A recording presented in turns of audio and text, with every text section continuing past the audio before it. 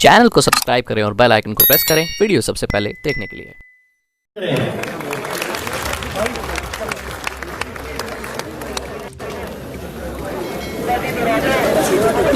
अब मैं आमंत्रित करता हूं भाई दिग्विजय चौटाला जी को आप आए और हमारे इस छात्र सम्मेलन को दिशा देने का काम करें। श्री दिग्विजय चौटाला जी, बहुत बहुत धन्यवाद भाई अनिल जी। मान और सम्मान के योग आज इंसो के 19 स्थापना दिवस के शुभ उपलक्ष्य पर सर्वप्रथम सबसे पहले युवा और शिक्षा क्रांति के जनक हम सब के आदर्श स्वामी विवेकानंद जी को याद करते हुए डेमोक्रेसी की परिभाषा समझाने हुए बाबा साहब भीमराव अंबेडकर जी को नमन करते हुए गरीब किसान और मजदूर की आवाज को खेत खलिहान से ले जाकर लाल किले तक पहुंचाने वाले हरियाणा के जनक, किसानों के, गरीबों के मसीहा स्वर्गीय चौधरी देवीलाल जी को नमन करते हुए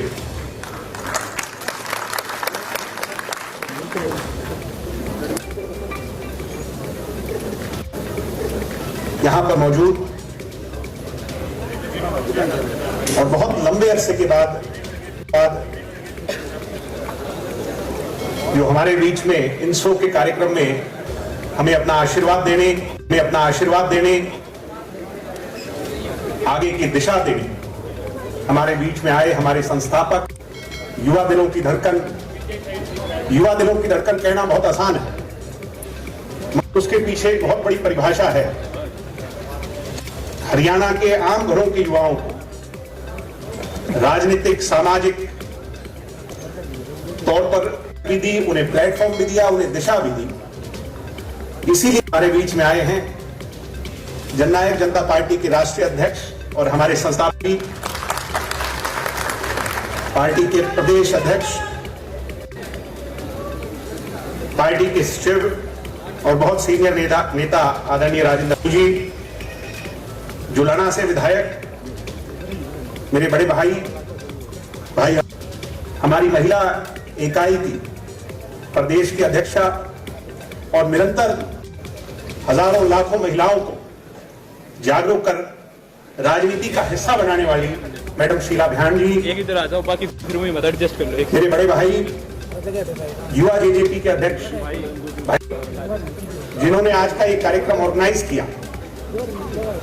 मैं तो इंसो में बाद में आया, 2013 में आया। मेरे से पहले से इंसो में निरंतर काम करने वाले और आज अगर इंसो है तो मुझे इस बात को आज इस एमडीयू के मंच पर कहते हुए कोई शंका नहीं है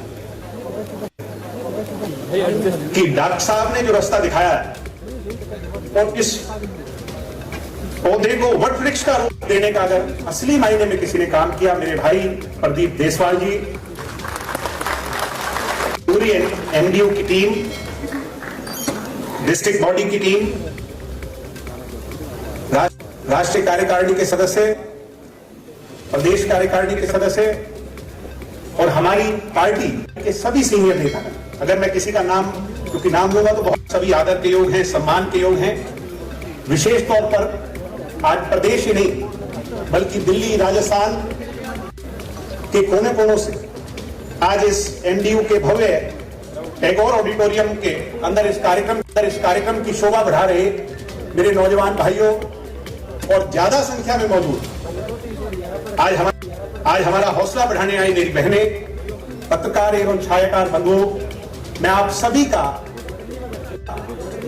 इंसो के 19वें स्थापना दिवस के इस शुभ कार्यक्रम पर स्वागत करता हूं। आप सबका धन्यवाद करता हूं, आप सबका आभार प्रकट करता हूं। भाई फाजिलपुरिया भी आए हैं, इससे पहले गोल्डी भी आए और हमारे एक साथी निंजा है, वो भी अब इसके बाद आने वाले हैं आपके बीच में। तो मैं इन साथियों का वंदन करता हूं।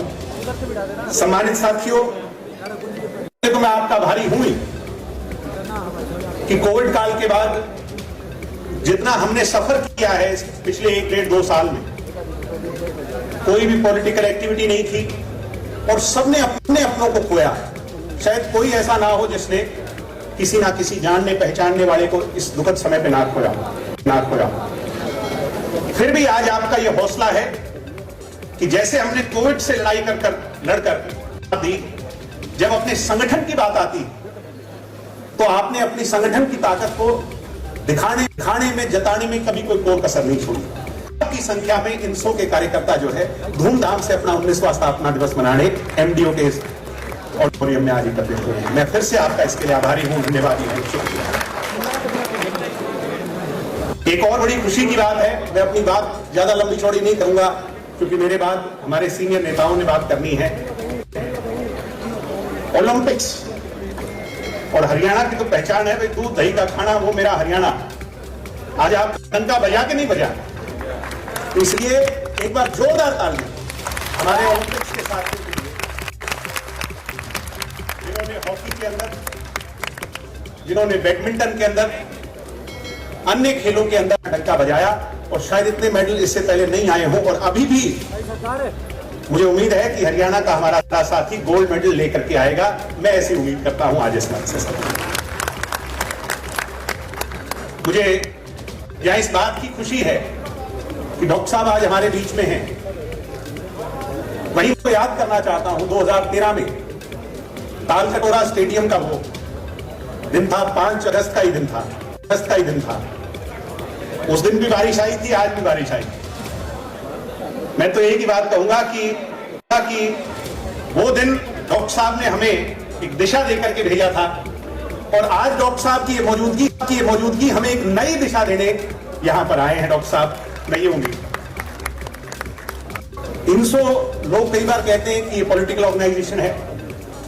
आप इस बात को भली भांति जानते हैं कि डॉक्टर साहब ने सदैव ये कहा कि राजनीतिक विचार हो सकते हैं, मगर हमारा कर्तव्य है समाज की कुरीतियों को दूर करना और आगे बढ़ाना, ऐसे आयाम रखना जो कि दूसरों के लिए एग्जाम्पल बन जाए। सम्मानित साथियों, आपको यह पता होगा कि 2013 के बाद ब्लड डोनेट कर पौधारोपण कर मेरी बहनें बैठी हैं। विमेन एम्पावरमेंट के लिए शायद कोई ऐसा संगठन है हिंदुस्तान में जिसको मैं जानता हूं, जिसने कोई सेमिनार्स लगाए हों। मगर मुझे याद है INSO ने प्रत्येक यूनिवर्सिटी के कॉलेजों के अंदर जाकर हमारी बहनों के साथ उनकी समस्याओं को उठा करके एक बुलंद आवाज बढ़ने का काम पिछले लंबे समय में किया। हमारे साथियों, ये रोहतक की वो धरती इस बात की साक्षी है कि चौधरी जी की याद में जो 2 महीने की यात्रा हम युवा चेतना यात्रा लेकर के निकले थे और उसका समापन, वो दिन याद है कि नहीं आपको? याद है कि नहीं, जब 10,000 आंखें डोनेट कर करके Guinness book of world record INSO ने बनाया। कहना चाहूंगा, पता नहीं कितने साथियों को इस बात का एहसास है कि प्रदीप ने बाहर की टीम लगा करके अंगदान का भी एक कैंप लगाया है। वो मुझसे पूछने लगे कि जी क्या लिखे, कौन सा शरीर का अंगदान करना चाहते हैं? तो मैंने उनसे एक बात कही कि डॉक्टर साहब ने कहा है और ये हमने उनसे सीखा है कि आपका पूरा शरीर INSO में आने के बाद सबके लिए समर्पित है, तो इसमें पूरा शरीर हुआ। आज सैकड़ों साथियों ने डॉक्टर साहब अपना शरीर दान किया है। ये बातें शायद कल को चर्चा में आए ना आए, मगर किसी जरूरतमंद के लिए काम जरूर आए। इसीलिए मैं कहता हूं कि जो 10,000 नेत्रदान आपने किया था, नेत्रदान से महान कोई दान नहीं, क्योंकि किसी को दृष्टि देना, किसी को दिखाना, इससे बड़ा कोई दान नहीं। आज वो आंखें किसी के काम आई होंगी, उसकी कोई चर्चा नहीं करेगा, मगर वो आपको दुआएं जरूर दे रहा होगा। और इसीलिए हमारा ये INSO संगठन कहते हुए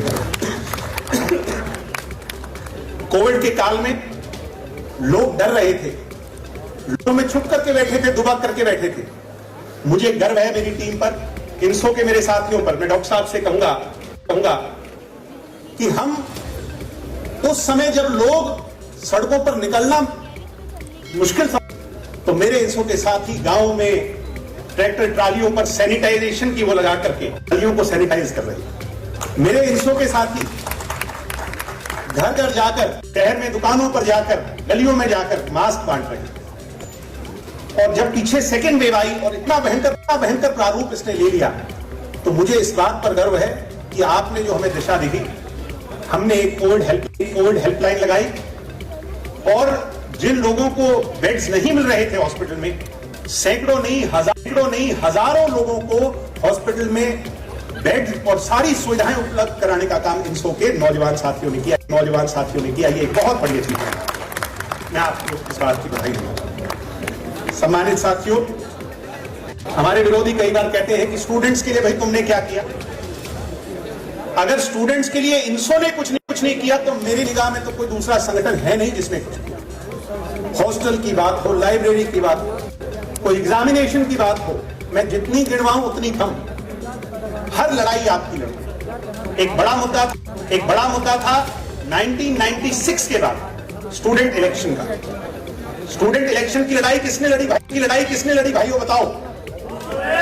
भाई ढीले क्यों बोलो, बताओ किसने लड़ी।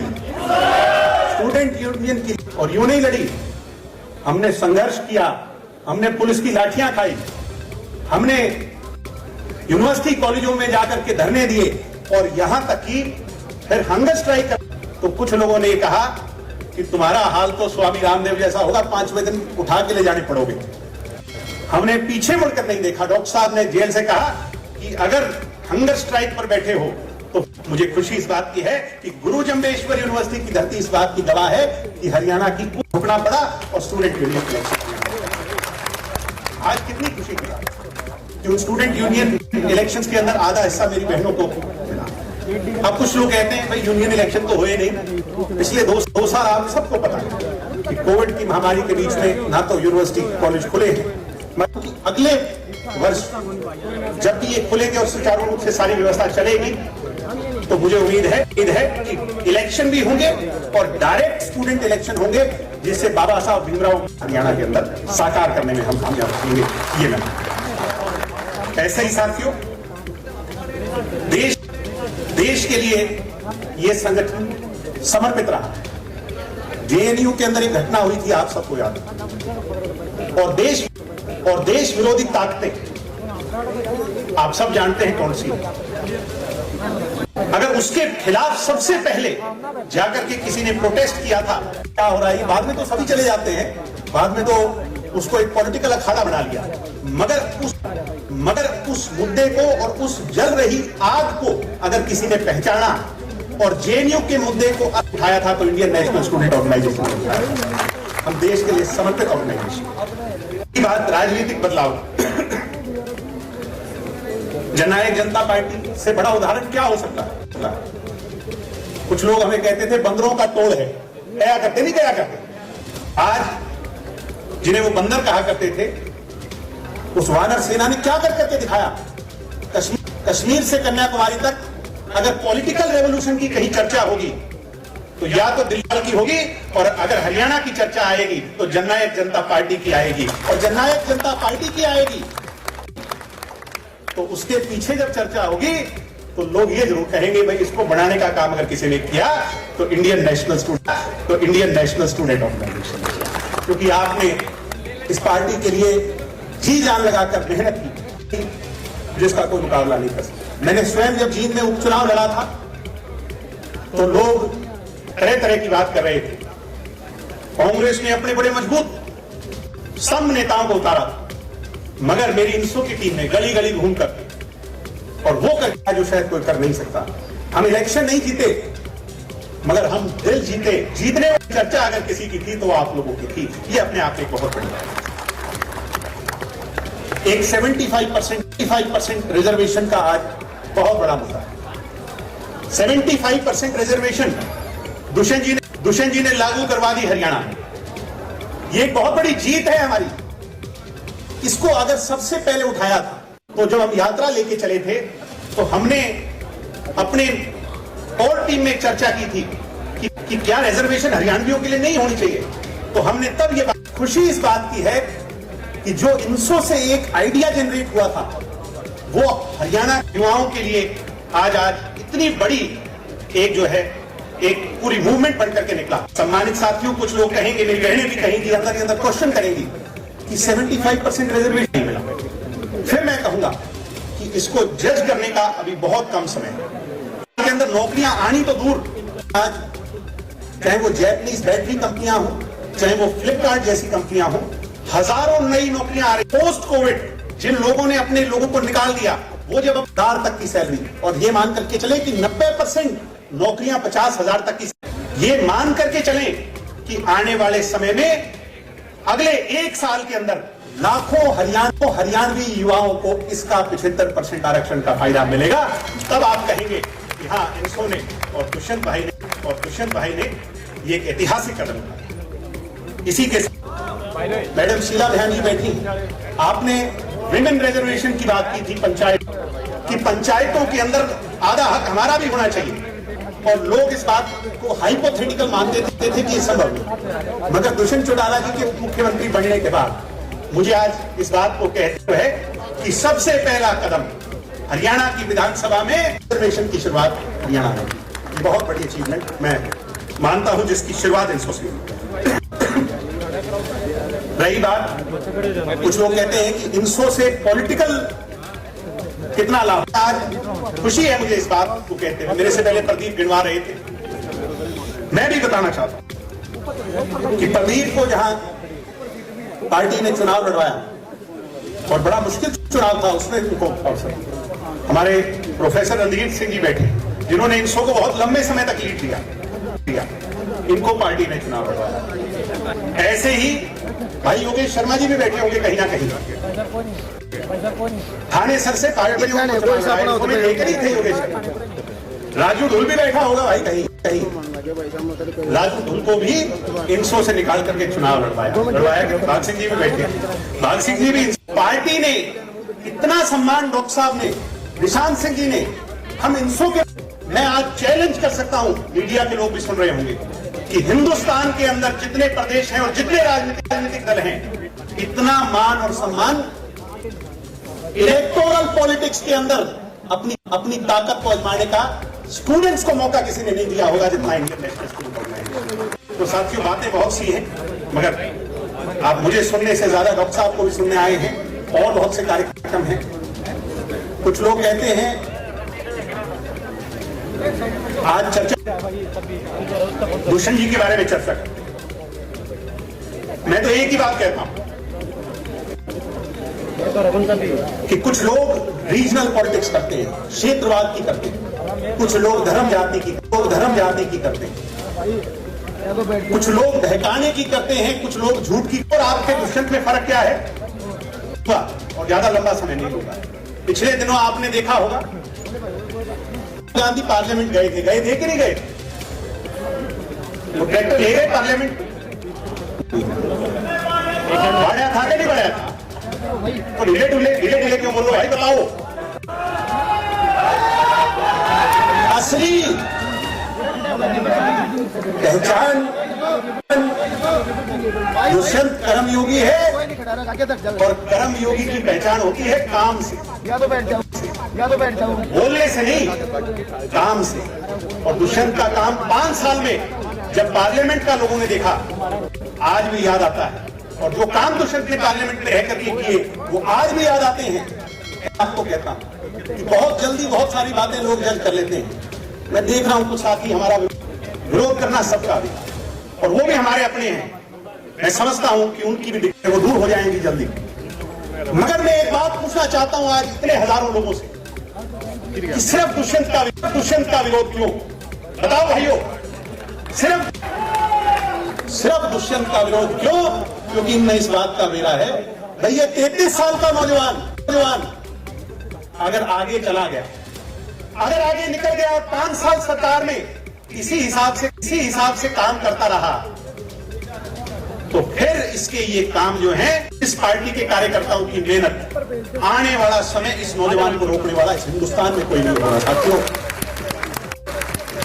इसलिए इनके पेट में दर्द, इसलिए सारे इकट्ठे हो रहे हैं। किसी से हमारी कोई लड़ाई राजनीतिक विचारों की हो सकती है, व्यक्तिगत नहीं है। इसलिए मैं आपसे कहूंगा कि हाँ, हालात जैसे मर्जी हो, ताकत बढ़ करके अपने नेता की मजबूती बढ़ करके उसके पीछे खड़ा होना है। जैसे आज आप अगर अगले 3 साल ऐसे खड़े रहे, हमारा आज गठबंधन है और वो गठबंधन कुछ बातों को लेकर के है, हरियाणा की जनता के फायदे की बातों को लेकर के है, 5100 पेंशन को लेकर के है कि नहीं है, है कि नहीं है, और ऐसे 75% आरक्षण को लेकर के है, महिला रिजर्वेशन को लेकर के है। 5वें साल मैं आपको ये विश्वास दिलाता हूं कि जब आप वोट मांगने जाओगे तो ये कांग्रेसी और ये 3rd 4th पार्टी की टीम सामने खड़ी नहीं हो पाएगी, इनके पास कुछ कहने को नहीं होगा। मुझे इन्होंने बहुत कुछ दिया, मैं तो ताउम्र अगर मेरी पहचान, अगर मेरी आइडेंटिटी, अगर मैं आज कुछ भी हूं, अगर मेरी कोई हैसियत है तो वो आप मेरे साथियों की बदौलत है। आपने मेरी पहचान बनाई, मुझे इतना मान और सम्मान दिया, मैं कभी इसको जीवन भर भी नहीं भूल सकता। मैं इसके लिए आपका सदैव आभारी रहूंगा, धन्यवादी रहूंगा। आज मुझे इससे निकल करके इंसो से ग्रेजुएट करने का मौका मिला है। लाइफ में हर एक स्टेप होता है ग्रेजुएट करने। डॉक्टर साहब ने एक और जिम्मेवारी दी, मगर मैं ये कहूंगा डॉक्टर साहब से कि अब इस पद को ज्यादा रिक्त जिम्मेवारी भी बड़ी अहम जिम्मेवारी है, ये आज किसी और को देने का काम करें जो इस जिम्मेवारी को मजबूती से आगे संभाले, इंसो को मजबूती से लेकर जाए। बहुत लंबा समय मैंने ले लिया, मेरे सभी साथियों को बहुत बहुत धन्यवाद। मैं डॉक्टर साहब का फिर से स्वागत करते हुए, सरदार निशान सिंह जी का स्वागत करते हुए, जय हिंद, जय भारत, जय चौधरी। बहुत बहुत धन्यवाद दिग्विजय।